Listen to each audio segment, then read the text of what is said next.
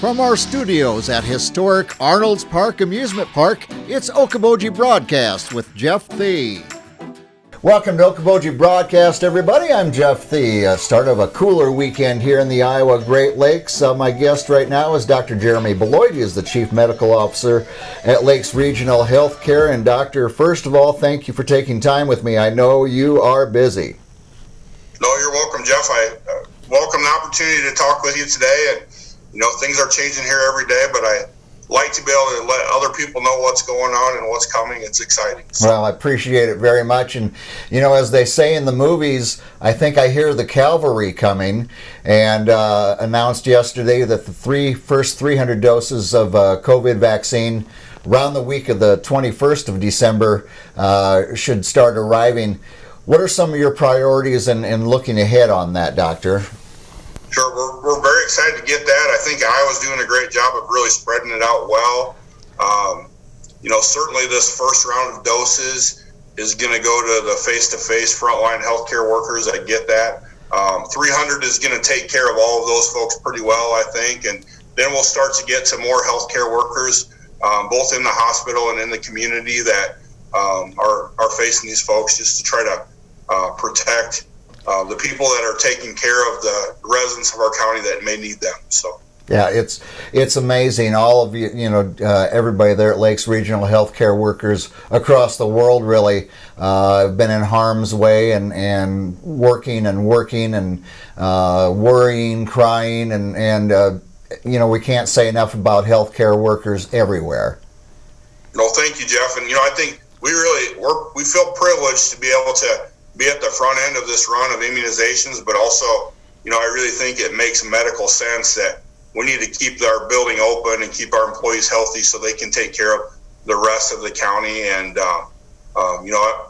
300 is going to go a long ways. And, I'm really optimistic that we'll be getting weekly allocations and significant numbers too, and start to trickle this down to everybody that would qualify. Yeah, and is everything has been approved, FDA and so forth? I know that they were passing things yesterday, and I don't know the final tally on it. Yeah, the Pfizer stuff was officially approved yesterday. The Moderna should be officially approved today. Okay. They've made a lot of this. It's been kind of stockpiled.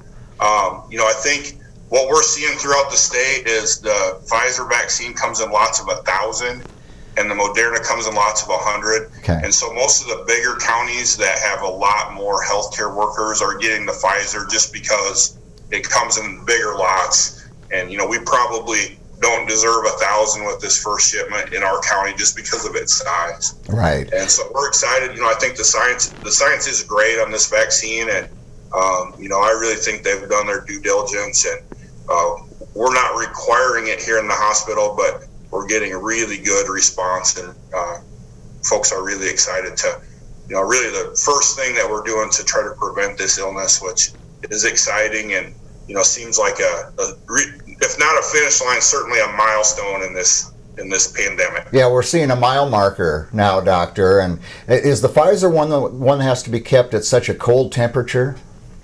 It is. And, I think some of our staff were happy that we were getting the Moderna, not because it's better or worse, just because it's a little less maintenance.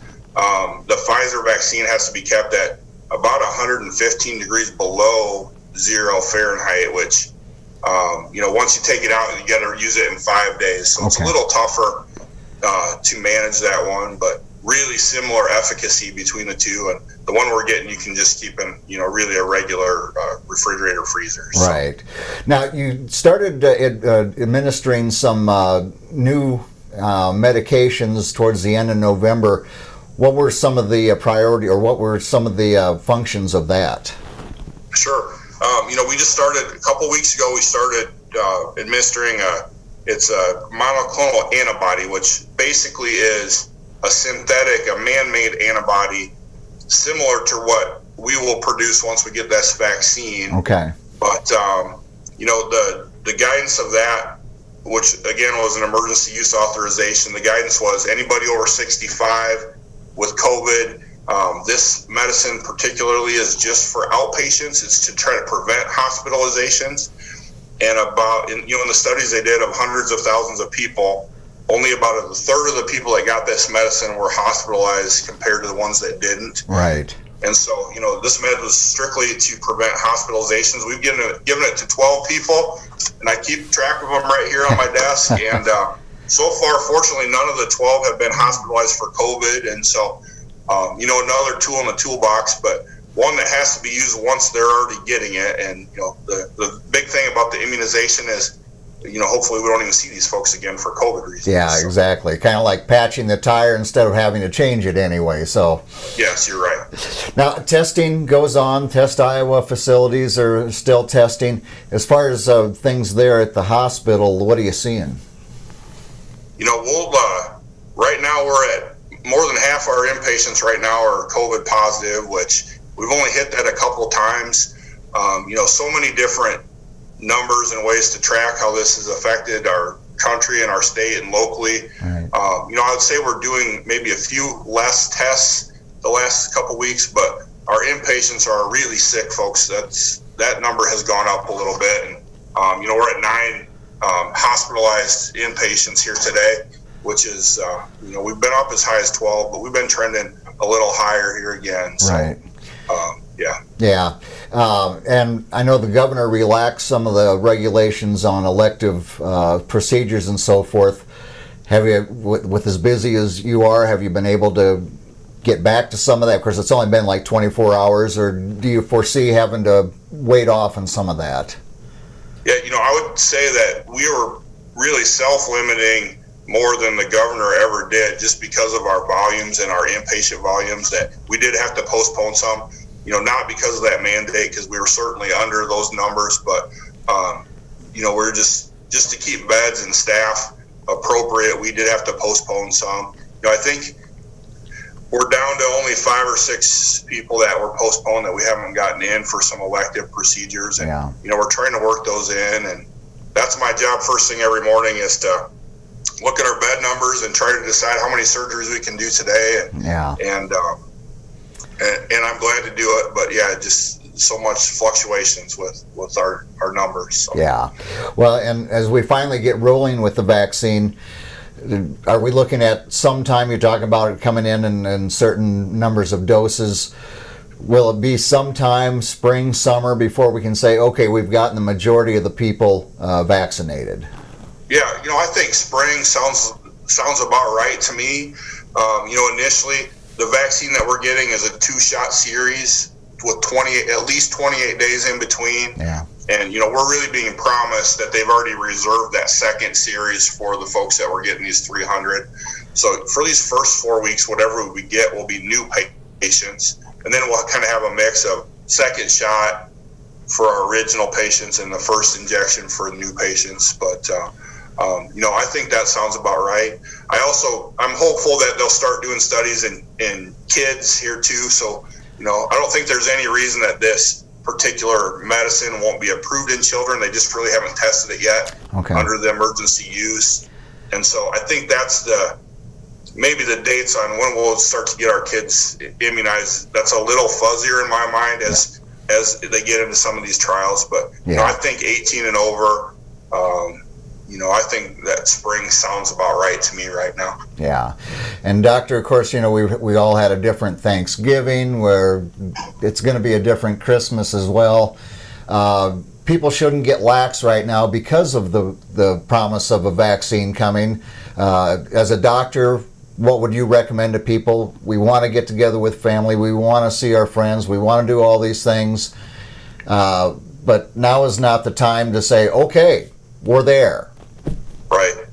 No, one thing I get out of all this, it's been frustrating, I realize, and there's been a lot of hard times here, but I think we're finally to a bright spot in this where we're actually getting to a place where we're going to start to turn this around. And like you said, it's not the time to let off the gas and or to put on the gas and let off the brake here, because we start getting these folks protected, and I think those things will come back to as we knew them prior. And this is really what we were being so vigilant and really limiting some of our things. This was the reason to get to this point where we can start to prevent it and not just try to limit the spread. Yeah, and let's continue if we can to stay healthy until that help is there. Someone said something to me yesterday, it just kind of hit me just right, and it was, maybe we've learned some things as we get past this, but when we go into even just another influenza season of, people washing their hands, and maybe a mask, so the flu doesn't get so rampant as it has in years past, even with a flu shot. No, you're exactly right. And, I had someone ask me recently too, and, I think it might have been in the Milford School, but it was several years ago that they had nearly 20% of people out in the flu, and they said, well, why didn't we wear a mask then? And I said, well, we probably will next time that happens. And I think, what we're doing now is going to make the flu season lighter if we continue it, because for the same kind of reasons, we've really slowed down the spread of the coronavirus. The flu is just as a byproduct be slowed down as well. Indeed. And get those flu shots. They're available now, so get those flu shots. Yeah, we had a good flu shot season, and we really got those out pretty well. And, I think, hopefully, it's going to be difficult for our healthcare workers, especially in the clinics, to start teasing out COVID versus flu versus strep throat versus mono. Get to January, we all have had a cold in January from time to time, and that just gets to be more difficult to sort that out. And so I hope that we can continue to be careful on masks and socially distance as we work through all these things. But again, a bright spot in all this, certainly. Very good. And we've been waiting for this bright spot. It's on the horizon. And once again, we got to thank all of you at Lakes Regional, our healthcare workers, frontline workers, done so much to take care of us during these times. And it is appreciated by everybody, Doctor.